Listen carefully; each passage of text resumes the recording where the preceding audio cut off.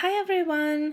So I decided to interview a colleague of mine that I met about 5 years ago when we worked for the same university.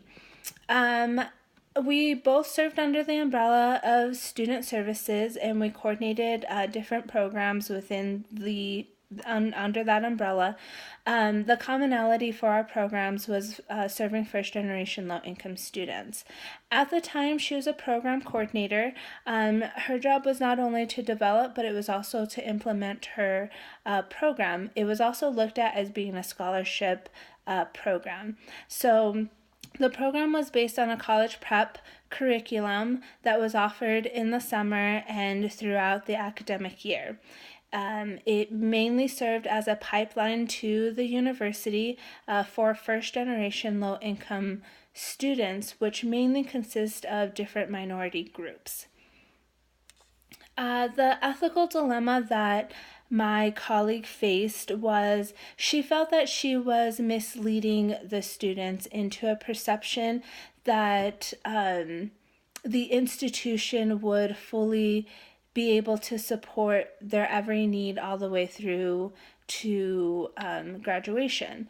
And not so in terms of holding their hands, but a lot of the students that we worked with, the underserved students, was that they encountered financial barriers. The institution that we worked for was a private Jesuit institution, so the tuition was fairly high, but they wanted to have this commitment to first generation students. The difference between that is we're serving first generation low income students, and trying to get that message across that those were two different categories in terms of first generation and then first generation low income students. And so with having this program, it was structured well to where we were giving a lot of the students, not we, my colleague was giving a lot of the students the college readiness information, but she was also not being not in terms of being pushed to recruit these students to our institution, but that was the underlining message, because the program offered two scholarships to the seniors. That was full ride scholarships to our institution. Also, within the curriculum, they also focused on Institute scholarships and the Gates Millennium Scholarship. So these students, my colleague was working towards really trying to focus to see what would make them that ideal candidate. The the conflicts of the dilemma for my colleague was mainly that she felt guilty, that she was lying to these students in order to get them to attend the university, and promising them promises that she couldn't fully guarantee. The consequences of these what of her situation was that when the students would matriculate, that they would have that they would realize at some point the minimal support that they do have there, in that there is not a lot of diversity on the campus, which would inevitably push them towards transferring, and also feeling that they were misled by their program coordinator about things that were promised or looked at to them. When I was analyzing the dilemma, I could understand my colleague's frustration in terms of how she did feel guilty.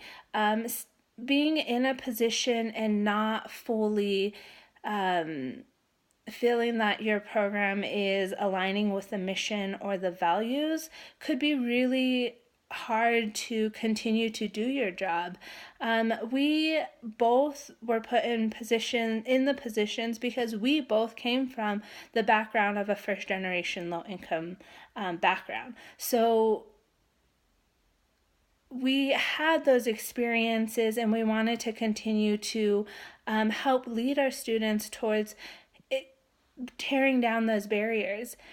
For her, it more lined in as I'm trying to assist, but then I'm also not doing my job because I may be putting you in a worse situation than what you may experience in terms of the financial situation.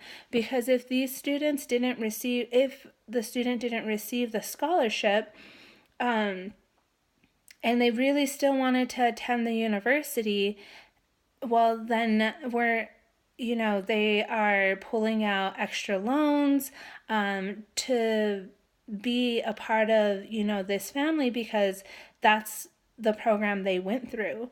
And so they felt a part of the campus. And so I think that's where a lot of the conflict of the dilemma lied with my colleague. In terms of the solution that she discussed with me is that eventually she did leave the university. She tried to have some main meetings with the director of the overall program and try to get meetings in terms of talking to the higher ups about this commitment and how they could make the program better and how we can move forward with it, and it just wasn't reaching those areas. And so she decided that she wanted to resign, and she went to another university that aligned with those areas that she felt was important. In terms of making my decision, as a young professional, during this time, and I'm still obviously a young professional, I definitely would have had a hard time navigating the situation. As a coordinator, we don't really have the power to make those big decisions. So it would have really made it difficult to try to find a common ground to continue this program that was such a need. And so I think she handled it well by approaching her director and by trying to have those bigger meetings to really try to find how this program will be an institutional commitment. And it was just unfortunate that we both weren't there to see the outcome of everything. But I believe now the program is no longer there. They migrated it towards a different area where they are focusing on first gen, but it's not a focus with first gen low income students. It mainly became a scholarship for just first generation students. So I look forward to your feedback and your comments, and thank you for listening. Bye.